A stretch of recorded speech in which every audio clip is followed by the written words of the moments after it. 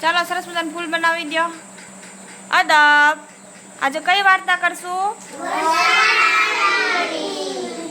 જંગલમાં કોણ રહેતું હતું?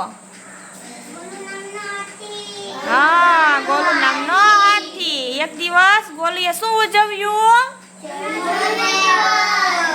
અને પોતાના બધા જ ભાઈબંધોને તેડાવ્યા. કોણ કોણ હતું એના ભાઈબંધ?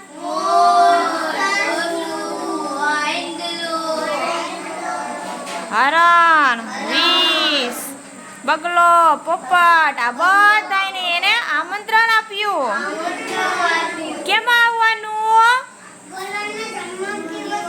હા, ત્યાંની સજાવટ જોઈને બધાય અને એકી સાથે બોલ્યા, ચાલો નાચવા ગાવાનું થઈ જાય. ગોલુ બોલ્યો, મોર તું ખૂબ સારું નૃત્ય કરે છે, તો તું નૃત્ય કર. મોર ઉદાસ થઈ ગયો અને બોલ્યો, કેવી રીતે નૃત્ય કરું? ખૂબ જ ગરમી પડે છે.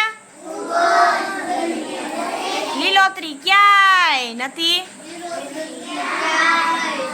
જો વાદળ ગરજે, વીજળી ચમકે, પાણી વરસે તો હું નૃત્ય કરું. એવું કોણ કહે છે? સસલું બોલ્યો, લો આટલી વાત છે, હું હમણાં જ પાણી વરસાવું છું. કોણ કહે છે? હા, પછી સસલું દોડતું દોડતું કોને પાસે ગયું અને બોલ્યું, વર્ષારાણી પાણી વરસાવો. વર્ષારાણીએ કહ્યું કે કેવી રીતે પાણી વરસાવું? વાદળ તો છે જ નહીં. હવે નાનું સસલું વાદળને શોધવા નીકળી પડ્યું. ચાલતા ચાલતા તેને આકાશમાં એક નાનું સસલું બોલ્યું, વાદળભાઈ પાણી આપો. સસલાભાઈ તમે સમુદ્રને કહો. શું કહે? વધારે વાદળ મોકલે તો પાણી વરસે. સસલું પાછું કોની પાસે જાય છે? સાગર પાસે. અને કહ્યું, સાગર દાદા વાદળ મોકલો તો વરસાદ વરસે. સાગરે કહ્યું, સૂરજ દાદાને કહો. કોને કહો? ગરમી મોકલે તો હું વાદળ બનાવું અને પછી મોકલું. સસલું હવે સૂરજ દાદા પાસે ગયું અને બોલ્યું, સૂરજ દાદા તમે ગરમી મોકલો તો સાગર વાદળ બનાવે. વાદળ પાણી લાવે તો વર્ષારાણી પાણી વરસાવે અને તો જ મોર નાચે. સૂરજ દાદા બોલ્યા, તમે ચાલો હું ગરમી. સાગર વાદળ બનાવીને જલ્દી તમારા જંગલમાં.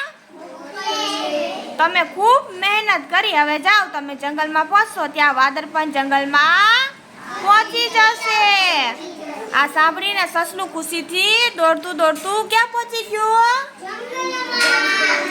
અને પોતાના મિત્રોને મળ્યું. ત્યાં તો વાદળ ગરજવા લાગ્યા, વીજળી ચમકવા લાગી અને પાણીના મોટા મોટા ટીપા પડવા લાગ્યા.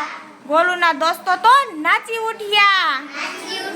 મોર પણ પોતાની પાંખો ફેલાવીને નૃત્ય કરવા લાગ્યો અને બધા જ ગાવા લાગ્યા, વાદળ કરે છે શોર,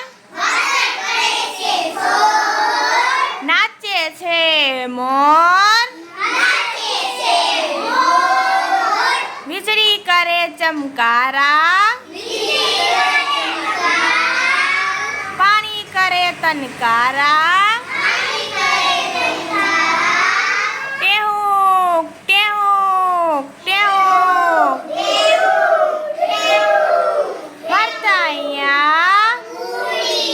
તમને વાર્તા સાંભળવાની મજા આવી?